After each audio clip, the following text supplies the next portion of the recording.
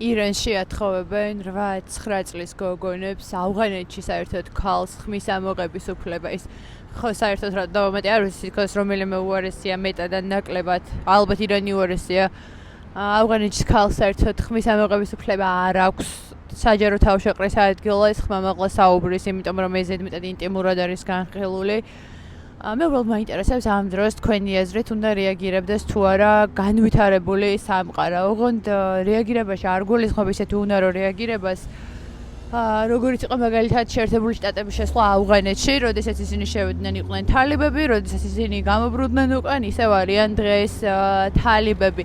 და ნუ ამას ემატება რაღაც ექსპერტების გარკვეული ნაწილი, რომელიც ბლა ბლა ბლა მიიჩნევს, რომ ავტორიტარულ სახელმწიფოებში ესეთი მარტივი არ არის დასავლური დემოკრატიის შეტანა.